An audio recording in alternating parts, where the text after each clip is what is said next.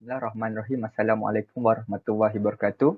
Today, Group 4 will present to you on our assignments, which is Colpitts oscillator. My name is Anur Anas bin Shahma, and the other three of my friends is Muhammad Amran, Haziq, and Nur Shafika. Introductions. A Colpitts oscillator was required only a single transistor. It is a combination of inductor and capacitor in LC oscillator. The Colpitts oscillator's tank circuit consists of the two capacitors connected in the series and an inductor connected in the parallel to the serial combination.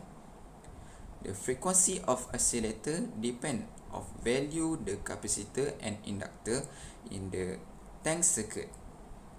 Colpitts oscillator are used in the RF applications and have an average operating range of 20 kHz to 300 MHz. The feedback source of the Colpitts oscillator is a capacitive voltage divider constructed in the tank circuit, and this design gives improved frequency stability.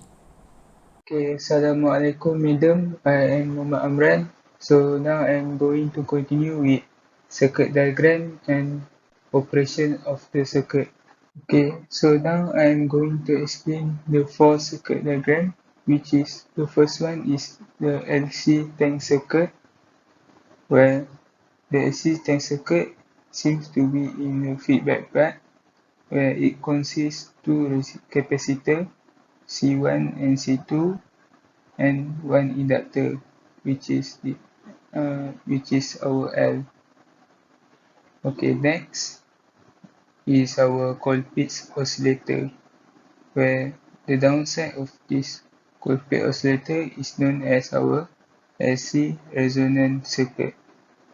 So our Z1 and Z2 must be the capacitor, meanwhile our Z3 must be the inductor in order for us to configure it as our Colpitts oscillator. Next is Colpitts oscillator using transistor.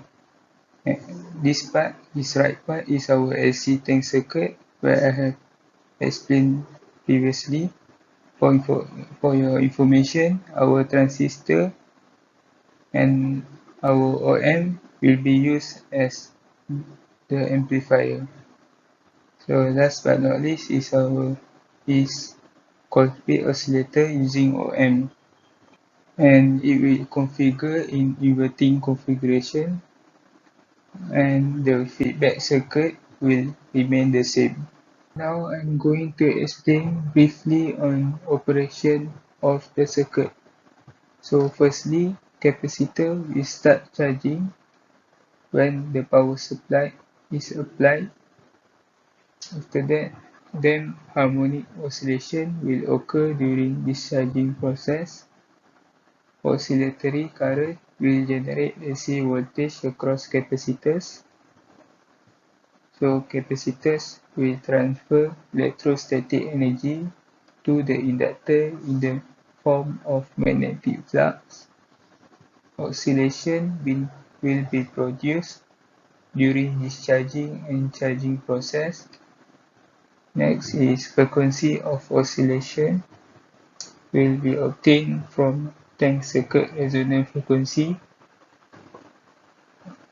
and frequency resonant given as our Fr, where Fr is equal to 1/2 pi square root of our L1 times our C. L1 is our inductance and C is our capacitance, in order for us to get the frequency resonance. And in order for us to get total capacitance is firstly we need to times C1 and C2 and divide by the addition of C2 and C1 to get the total capacitance. So overall phase shift of 360 degree or 0 degree will occur when the capacitors are connected in series with an inductive coil. Our amount of feedback voltage will differ according to our values of capacitors, which is our capacitance, and the relationship is when the feedback voltage is low, then the circuit will not oscillate. Meanwhile, when the feedback voltage is high, the output sign will get distorted. So that's all for me. Thank you. Hi Shafika, so I will proceed with this part. Is important formula for a basic Colpitts oscillator, which a BJT as the gain element. We use for find the approximate frequency. We use this formula FR 1 over 2 pi L. L means the volume through the inductor, and CT means total capacitance. For the find total capacitance, we use this formula. C1 means the volume of capacitor 1 and C2 the volume of capacitor 2 over C1 plus C2. And next, for the condition of oscillation and startup, to find the attenuation B, so we use this formula. Vs means feedback voltage over Vout. Vout means output voltage.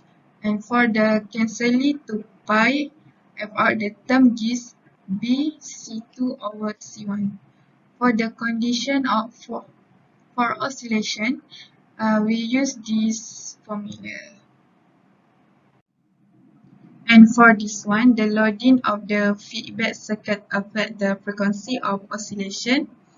The resonance frequency of parallel resonance circuit depend on the value of Q. So, to find the resonance frequency, we just use the formula Fr equal 1 over 2 pi L. L means the volume of inductor, and CT the value of total capacitance. And that's all from me. So I pass to my friend to proceed this presentation. Colpitts oscillator can be said it is a common thing that we use in our daily life. First things first, it can generate sinusoidal output signals with a very high frequency, typically in radio frequencies. For examples, microwave, mobile and radio communication. Next, by using surface acoustic wave SAW resonator, it can be used as a sensor. It is because it is highly sensitive to perturbations, senses directly from the surface. For examples that we can use is temperature sensor. It can also achieve great temperature stability and high frequency when combined with some devices. And lastly, Colpitts oscillator can use to produce continuous oscillations and undamped oscillation. That's all from us. Thank you.